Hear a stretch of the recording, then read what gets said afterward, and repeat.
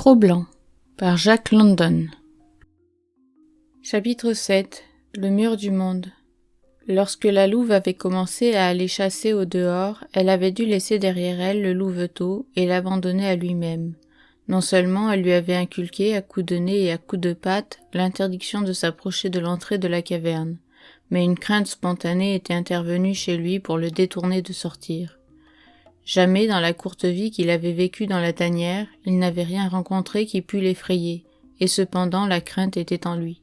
Elle lui venait d'un atavisme ancestral et lointain à travers des milliers et des milliers de vies. C'était un héritage qu'il tenait directement de son père et de la louve.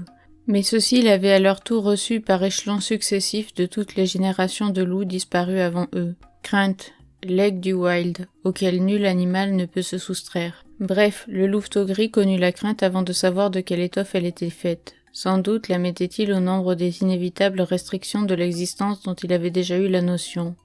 Son dur emprisonnement dans la caverne, la rude bousculade de sa mère quand il se risquait à vouloir sortir, la faim inapaisée de plusieurs famines, autant de choses qui lui avaient enseigné que tout n'est pas liberté dans le monde, qu'il y a pour la vie des limites et des contraintes. Obéir à cette loi, c'était échapper au coup et travailler pour son bonheur. Sans raisonner comme l'eût fait un homme, il se contentait d'une classification simpliste, ce qui heurte et ce qui ne heurte pas. Et en conclusion, éviter ce qui est classé dans la première catégorie afin de pouvoir jouir de ce qui est classé dans la seconde. Tant par la soumission à sa mère que par cette crainte imprécise et innommée qui pesait sur lui, il se tenait donc éloigné de l'ouverture de la caverne qui demeurait pour lui un blanc mur de lumière. Quand la louve était absente, il dormait la plupart du temps. Dans les intervalles de son sommeil, il restait très tranquille, réprimant les cris plaintifs qui lui gonflaient la gorge et contractaient son museau. Une fois comme il était couché tout éveillé, il entendit un son bizarre qui venait du mur blanc. C'était un glouton qui, tremblant de sa propre audace, se tenait sur le seuil de la caverne, reniflant avec précaution ce que celle-ci pouvait contenir. Le louveteau, ignorant du glouton, savait seulement que ce reniflement était étrange, et qu'il était quelque chose de non classé, et, par la suite, un inconnu redoutable, car l'inconnu est l'un des principaux éléments de la peur. Le poil se hérissa sur le dos du louveteau gris, mais il se hérissa en silence, tangible expression de son effroi. Pourtant, quoiqu'au paroxysme de la terreur, le louveteau demeurait couché, sans faire un mouvement ni aucun bruit, glacé, pétrifié dans son immobilité, mort en apparence. Sa mère, rentrant au logis, se mit à gronder en sentant la trace du glouton, et bondit dans la caverne. Elle lécha son petit et le pétrit du nez avec une véhémence inaccoutumée d'affection. Le louveteau comprit vaguement qu'il avait échappé à un grand danger. D'autres forces contraires étaient aussi en gestation chez le louveteau, dont la principale était la poussée de croître et de vivre. L'instinct et la loi commandaient d'obéir. Croître et vivre lui inculquaient la désobéissance, car la vie c'est la recherche de la lumière, et nulle défense ne pouvait tenir contre ce flux qui montait en lui, avec chaque bouchée de viande qu'il avalait, chaque bouffée d'air qu'il aspirait, si bien qu'à la fin, crainte et obéissance se trouvèrent balayées, et le louveteau rampait vers l'ouverture de la caverne. Différent des autres murs dont il avait fait l'expérience, le mur de lumière semblait reculer devant lui à mesure qu'il s'en approchait. Nulle surface dure ne froissait le tendre petit museau qu'il avançait prudemment. La substance du mur semblait perméable et bienveillante. Il entrait dedans, il se baignait dans ce qu'il avait cru de la matière. Il en était tout confondu. À mesure qu'il rampait à travers ce qui lui avait paru une substance solide, la lumière devenait plus luisante. La crainte l'incitait à revenir en arrière, mais la poussée de vivre l'entraînait en avant. Soudain, il se trouva au débouché de la caverne. Le mur derrière lequel il s'imaginait captif avait sauté devant lui et reculé à l'infini. En même temps, l'éclat de la lumière se faisait cruel et l'éblouissait, tandis qu'il était comme ahuri par cette abrupte et effrayante extension de l'espace.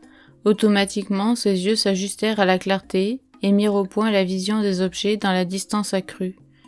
Et non seulement le mur avait glissé devant ses yeux, mais son aspect s'était aussi modifié. C'était maintenant un mur tout bariolé, se composant des arbres qui bordaient le torrent, de la montagne opposée qui dominait les arbres et du ciel qui dominait la montagne. Une nouvelle crainte s'abattit sur le louveteau, car tout ceci était, encore plus, du terrible inconnu. S'accroupissant sur le rebord de la caverne, il regarda le monde. Ses poils se dressèrent, et devant cette hostilité qu'il soupçonnait, ses lèvres contractées laissèrent échapper un grondement féroce et menaçant. De sa petitesse et de sa frayeur, il jetait son défi à l'immense univers. Rien ne se passait d'anormal. Il continuait à regarder et, intéressé, il en oubliait de gronder. Il oublia aussi qu'il avait peur. Ce furent d'abord les objets les plus rapprochés de lui qu'il remarqua. Une partie découverte du torrent qui étincelait au soleil, un sapin desséché, encore debout, qui se dressait en bas de la pente du ravin, et cette pente elle-même qui montait droit jusqu'à lui et s'arrêtait à 2 pieds du rebord de la caverne où il était accroupi. Jusqu'à maintenant, le louveteau avait toujours vécu sur un sol plat. N'en ayant jamais fait l'expérience, il ignorait ce qu'était une chute. Ayant donc désiré s'avancer plus loin, il se mit hardiment à marcher. Ses pattes de devant se posèrent dans le vide tandis que celles de derrière demeuraient en place, en sorte qu'il tomba la tête en bas. Le sol le heurta fortement au museau, lui tirant un gémissement. Puis il continua à rouler vers le bas de la pente, en tournant sur lui-même. Une terreur folle s'empara de lui. L'inconnu l'avait brutalement saisi et ne le lâchait plus. Sans doute allait-il le briser en quelque catastrophe effroyable. Du coup, la crainte avait mis la poussée vitale en déroute, et le louveteau jappait comme un petit chien apeuré. Mais la pente devenait peu à peu moins raide. La base en était couverte de gazon, et le louveteau arriva finalement à un terre-plein où il s'arrêta. Il jeta un dernier gémissement de terreur, puis un long cri d'appel, après quoi, comme un acte des plus naturels et qu'il eut accompli maintes fois déjà dans sa vie, il procéda à sa toilette, se léchant avec soin pour se débarrasser de l'argile qui le souillait. Cette opération terminée, il s'assit sur son train de derrière et recommença à regarder autour de lui, comme pourrait le faire le premier homme qui débarquerait sur la planète Mars. Le louveteau avait brisé le mur du monde. L'inconnu avait pour lui desserré son étreinte. Il était là, sans aucun mal. Mais le premier homme débarqué sur Mars se fut aventuré en ce monde nouveau moins tranquillement que ne le fit l'animal.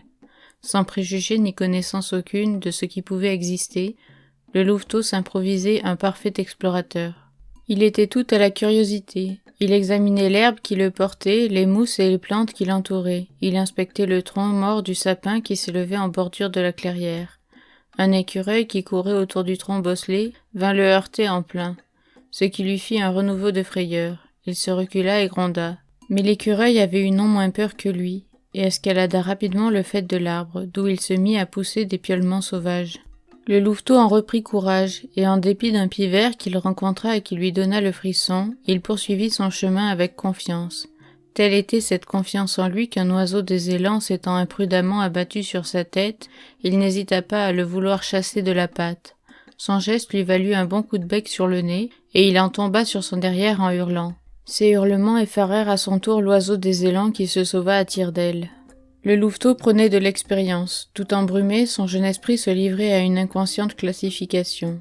Il y avait des choses vivantes et des choses non vivantes. Des premières, il convenait de se garder. Les secondes demeuraient toujours à la même place, tandis que les autres allaient et venaient, et l'on ignorait ce que l'on pouvait en attendre. À cet inattendu, il convenait d'être prêt. Il cheminait avec maladresse. Une branche dont il avait mal calculé la distance lui heurtait l'œil. L'instant d'après, on lui raclait les côtes. Le sol inégal le faisait choir en avant ou en arrière. Il se cognait la tête ou se tordait la patte. C'étaient ensuite les cailloux et les pierrailles qui basculaient sous lui quand il marchait dessus, et il en conclut que les choses non vivantes n'ont pas toutes la même fixité que les parois de sa caverne, puis encore que les menus objets sont moins stables que les gros. Mais chacune de ces mésaventures continuait son éducation. À chaque pas, il s'ajustait mieux au monde ambiant. C'était la joie d'un début. Né pour être chasseur de viande, quoiqu'il ignorât, il tomba à l'improviste sur de la viande dès son premier pas dans l'univers. Une chance imprévue, issue d'un pas de clerc de sa part, le mit en présence d'un nid de ptarmigan, pourtant admirablement caché, et le fit à la lettre choir dedans. Il s'était essayé à marcher sur un arbre déraciné dont le tronc était couché sur le sol. L'écorce pourrie céda sous ses pas. Avec un jappement angoissé, il culbuta sur le revers de l'arbre et brisa dans sa chute les branches feuillues d'un petit buisson, au cœur duquel il se trouva par terre, au beau milieu de 7 petits poussins de ptarmigan. Ceux-ci se mirent à piailler, et le louveteau d'abord en eut peur. Bientôt, il se rendit compte de leur petitesse et s'enhardit. Les poussins s'agitaient. Il posa sa patte sur l'un d'eux, et les mouvements s'accentuèrent. Ce lui fut une satisfaction. Il flaira le poussin puis le prit dans sa gueule. L'oiseau se débattit et lui pinça la langue avec son bec. En même temps, le louveteau avait éprouvé la sensation de la faim. Ses mâchoires se rejoignirent. Les os fragiles craquèrent et du sang chaud coula dans son palais. Le goût en était bon. La viande était semblable à celle que lui apportait sa mère, mais était vivante entre ses dents, et par conséquent meilleure. Il dévora donc le petit ptarmigan, et ainsi des autres, jusqu'à ce qu'il eût mangé toute la famille. Alors il se pourlécha les lèvres, comme il avait vu faire sa mère, et puis il commença à ramper pour sortir du nid. Un tourbillon emplumé vint à sa rencontre. C'était la mère ptarmigan. Ahuri par cette avalanche, aveuglé par le battement des ailes irritées, il cacha sa tête entre ses pattes et hurla. Les coups allèrent croissant. L'oiseau était au paroxysme de la fureur, si bien qu'à la fin la colère le prit aussi. Il se redressa, gronda, puis frappa des pattes et enfonça ses dents menues dans une des ailes de son adversaire, qu'il se mit à secouer avec vigueur. Le ptarmigan continua à lutter en le fouettant de son aile libre. C'était la première bataille du louveteau. Dans son exaltation, il oubliait tout de l'inconnu. Tout sentiment de peur s'était évanoui. Il luttait pour sa défense contre une chose vivante qu'il déchirait et qui était aussi de la viande bonne à manger. Le bonheur de tuer était en lui. Après avoir détruit de petits êtres vivants, il voulait maintenant en détruire un grand. Il était trop affairé et trop heureux pour savoir qu'il était heureux. Frémissant, il s'enivrait de marcher dans une voie nouvelle où s'élargissait tout son passé. Tout en grondant entre ses dents serrées, il tenait ferme l'aile de la mère ptarmigan qui le traîna hors du buisson, puis essaya de les repousser afin de s'y mettre à l'abri, tandis qu'il la tirait à son tour vers l'espace libre. Les plumes volaient comme une neige. Au bout de quelques instants, l'oiseau parut cesser la lutte. Il le tenait encore par l'aile et tous deux, aplatis sur le sol, se regardèrent. Le ptarmigan le piquait du bec sur son museau endolori déjà dans ses précédentes aventures. Il ferma les yeux sans lâcher prise. Les coups de bec redoublèrent sur le malheureux museau. Alors il tenta de reculer, mais oubliant qu'il tenait l'aile dans sa mâchoire, il emmenait à sa suite le ptarmigan, et la pluie de coups tombait de plus en plus drue. Le flux belliqueux s'éteignit chez le louveteau, qui, relâchant sa proie, tourna casaque et décampa en une peu glorieuse retraite. Pour se reposer, il se coucha non loin du buisson, la langue pendante, la poitrine haletante, son museau endolori lui arrachant de perpétuels gémissements. Comme il gisait là, il éprouva soudain la sensation que quelque chose de terrible était suspendu dans l'air au-dessus de sa tête. Avec toutes ses terreurs, l'inconnu l'envahit, et, instinctivement, il recula sous le couvert d'un buisson voisin. En même temps, un grand souffle l'éventait, et un corps ailé passa rapidement près de lui, sinistre et silencieux. Un faucon tombant des hauteurs bleues l'avait manqué de bien peu. Pantelant mais remis de son émotion, le louveteau épia craintivement ce qui advenait. De l'autre côté de la clairière, la mère ptarmigan voletait au-dessus du nid ravagé. La douleur de cette perte l'empêchait de prendre garde aux traits ailés du ciel. Le louveteau, et ce fut pour lui à l'avenir une leçon, vit la plongée du faucon qui passa comme un éclair. Ses serres entraient dans le corps du ptarmigan, les soubresauts de la victime en un cri d'agonie, et l'oiseau vainqueur qui remontait dans le bleu, emportant avec lui sa proie. Ce ne fut que longtemps après que le louveteau quitta son refuge. Il avait beaucoup appris.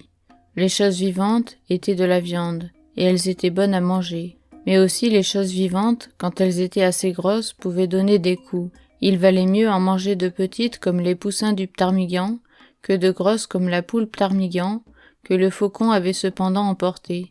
Peut-être y avait-il d'autres ptarmigans. Il voulut aller voir. Il arriva à la berge du torrent. Jamais auparavant il n'avait vu d'eau. Se promener sur cette eau paraissait bon, car on ne percevait à sa surface nulle irrégularité. Il avança pour y marcher et s'y enfonça, hurlant d'effroi, repris une fois encore par la tenaille de l'inconnu. C'était froid et il étouffait. Il ouvrit la gueule pour respirer. L'eau se précipita dans ses poumons, au lieu de l'air qui avait coutume de répondre à l'acte respiratoire. La suffocation qu'il éprouvait était pour lui l'angoisse de la mort. Elle était, lui semblait-il, la mort même. Il n'avait pas conscience exacte de celle-ci, mais comme tout animal du wild, il en possédait l'instinct. Cette épreuve lui parut le plus imprévu des chocs qu'il avait encore supportés. L'essence de l'inconnu et la somme de ses terreurs, la suprême catastrophe qui dépassait son imagination et dont, ignorant tout, il redoutait tout. Revenu cependant à la surface, il sentit l'air bienfaisant lui entrer dans la gueule. sans se laisser couler à nouveau, et tout à fait comme si cet acte eût été chez lui une vieille habitude, il fit aller et venir ses pattes, et il commença à nager. La berge qu'il avait quittée, et qui était la plus proche de lui, se trouvait à 1 mètre de distance. Mais remonté à la surface, le dos tourné à cette berge, ce fut la berge opposée, qui frappa d'abord son regard et vers laquelle il nagea. Peu important en lui-même, le torrent s'élargissait à cet endroit en un bassin tranquille d'une centaine de pieds. Au milieu, le courant continuait sa course rapide, et, le happant au passage, entraîna le louveteau. Maintenant, nager ne servait plus à rien. L'eau calme, devenue soudain furieuse, le roulait avec elle, tantôt au fond du torrent, tantôt à la surface. Emporté et retourné, sans dessus-dessous, encore et encore, lancé contre les rochers, il gémissait lamentablement à chaque heurte qui marquait sa course. Plus bas et succédant au rapide s'étendait un second bassin, aussi paisible que le premier, et où le louveteau, porté par le flot, fut finalement déposé sur un lit de gravier de la berge. Il s'y ébroua avec frénésie. Son éducation sur le monde s'était enrichie d'une leçon de plus. L'eau n'était pas vivante, et cependant elle se mouvait. Elle paraissait aussi solide que la terre, mais elle n'était pas du tout solide. Conclusion, les choses ne sont pas toujours ce qu'elles semblent être. Il convient, en dépit de leur apparence, d'être à leur rencontre en un perpétuel soupçon, et de ne jamais s'y reposer avant d'en avoir vérifié la réalité. La crainte de l'inconnu, qui était chez lui une défiance héréditaire, se renforçait désormais de l'expérience acquise. Une autre aventure l'attendait encore ce jour-là. Il avait remarqué que rien dans ce monde ne valait sa mère, et il sentait grandir en lui le désir d'être auprès d'elle.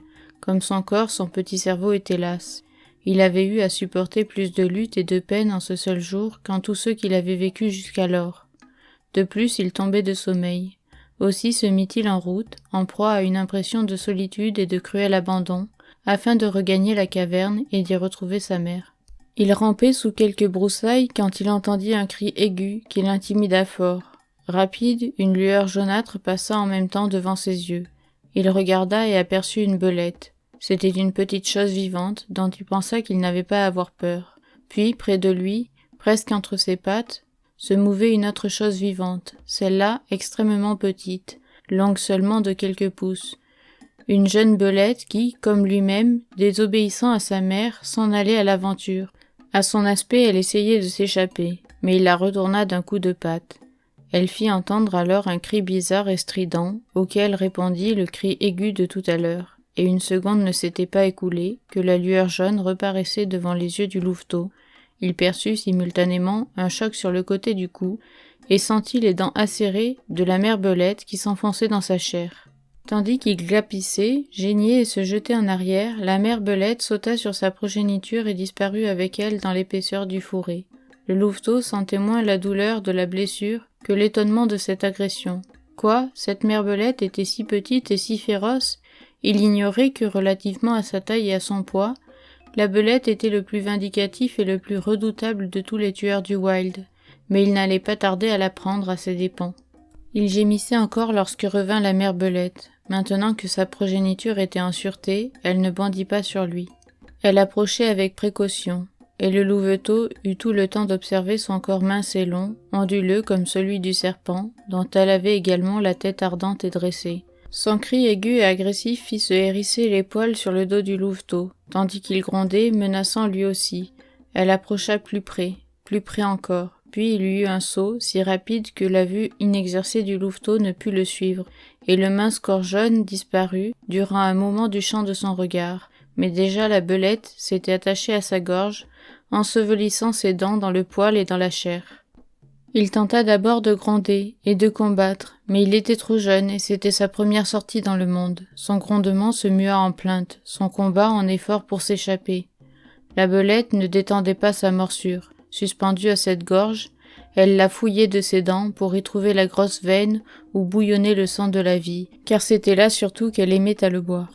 Le louveteau allait mourir, et nous n'aurions pas eu à raconter son histoire si la mère louve n'était accourue, bondissant à travers les broussailles. La belette, laissant le louveteau, s'élança à la gorge de la louve, la manqua, mais s'attacha à sa mâchoire. La louve, secouant la tête en coup de fouet, fit lâcher prise à la belette, la projeta violemment en l'air, et, avant que le mince corps jaune fût retombé, elle le happa au passage. Ses crocs se refermèrent sur lui comme un étau dans lequel la belette connut la mort. Ce fut pour le louveteau l'occasion d'un nouvel accès d'affection de sa mère. Elle le flairait, le caressait et léchait les blessures causées par les dents de la belette. Sa joie de le retrouver semblait même plus grande que sa joie à lui d'avoir été retrouvé. Mère et petit mangèrent la buveuse de sang, puis ils s'en revinrent à la caverne où ils s'endormirent.